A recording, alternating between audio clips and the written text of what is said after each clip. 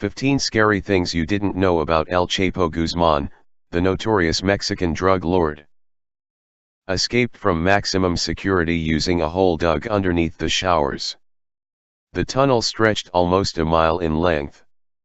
Beetlejuice. The Mexican cartel is a widely feared organization.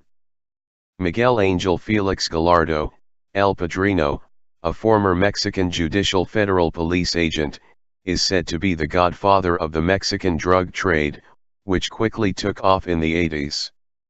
El Chapo entered the drug trade at an extremely early age, selling marijuana and opium poppy to survive. In the 70s, El Chapo began working for Hector Luis Palma Salazar, the then head of the Guadalajara cartel. El Chapo rose amongst the ranks, became known as a ruthless pragmatist and savvy businessman. He, along with Palma and a drug trafficker named Ismael Zambada Garcia, formed the Sinaloa cartel, and has grown since into a billion-dollar organization. El Chapo was arrested on February 22, 2014, after 13 years on the run. 1. No one is sure of his birth date or birth year for that matter. It's said he was born on December 25, 1954, or April 4, 1957. No one can agree on it. 2.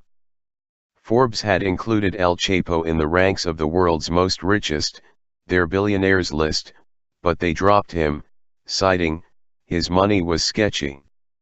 3. He has had at least 4 wives and 10 children. Most of them entered the drug trade, in the footsteps of their father. 4. When El Chapo was arrested in 1993, the prison system essentially became his palace, the guards, his paid servants. He then escaped in 2001 in a laundry cart with the help of a prison guard. The entire plan set him back $2.5 million. 5. El Chapo's influence reached 5 continents and was considered the most powerful. 6. People are sympathetic to El Chapo. The area his cartel controlled makes most of their income through the drug trade. El Chapo also pumped money into the economy, taking care of infrastructure and helping the poor. 7. El Chapo's arrest gave way to fears that there will now be a bloody turf war, possibly far more bloody than the cartel rivalries in the 80s and the current drug war. 8. El Chapo received the honor of becoming public enemy number 1 in part due to the Sinaloa cartel being the main supplier of drugs into Chicago. 9. A non-aggression pact was agreed upon by the major drug cartels, but after El Chapo successfully assassinated Rodolfo Carrillo Fuentes, the head of the Juarez cartel, it set the stage for all cartels jostling for power and control, which is the current Mexican drug war. 10. A hit was ordered on El Chapo in 1993. Assassins found his car, at least assumed it was his car, at Guadalajara airport and fired rounds from assault rifles into the vehicle. El Chapo was actually elsewhere, in a green sedan, just a short distance away.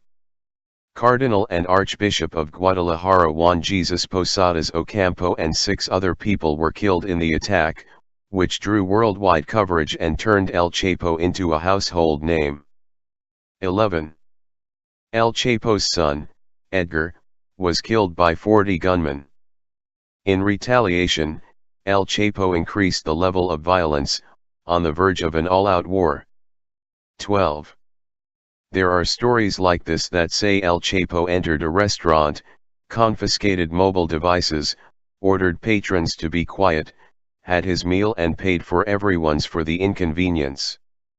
While people may marvel at his gracious actions, authorities are quick to say that he was just asserting his authority, signifying that he, El Chapo, was still alive and in charge of his operation.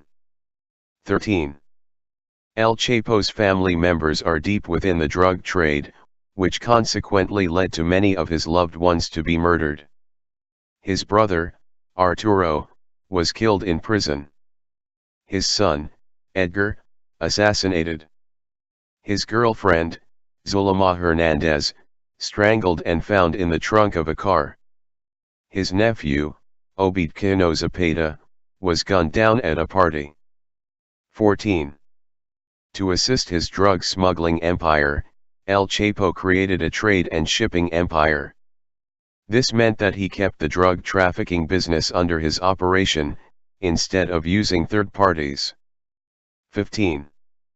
There was a $5 million reward for El Chapo. He was arrested on February 22, 2014 around 6:40 a.m. at a beachside hotel. His identity was confirmed and he was flown to Mexico City,